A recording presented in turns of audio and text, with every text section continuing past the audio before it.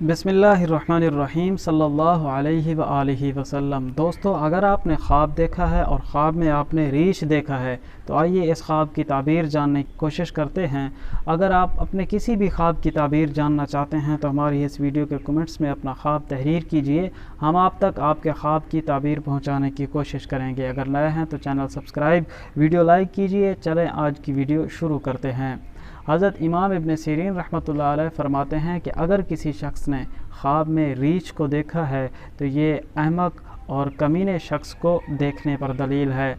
हज़रत इमाम इब्न सीरीन रहमतुल्लाह फरमाते हैं अगर किसी शख्स ने रीछ के ऊपर सवारी की है तो ये इस बात पर दलील है कि उसको रईस शहर या बादशाह की तरफ से कोई ना कोई ज़रर पहुँचेगा।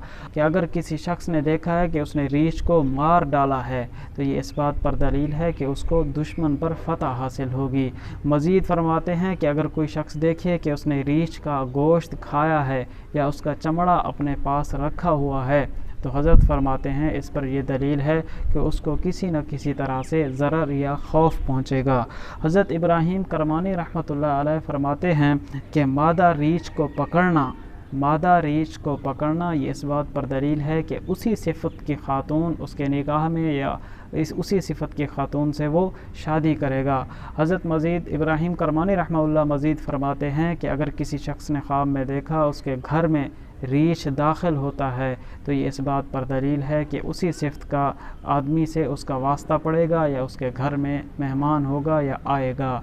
दोस्तों, अगर आप अपने किसी ख्वाब की ताबीर जानना चाहते हैं हमें कमेंट्स में ज़रूर आगाह कीजिए। अगर आपने अच्छा ख्वाब देखा है अल्लाह का शुक्र अदा कीजिए। बुरा या डरावना या मुसीबत वाला ख्वाब देखा है तो अल्लाह के हुजूर तौबा इस्तग़फ़ार कीजिए। मिलेंगे अगली वीडियो में। अल्लाह हाफिज़।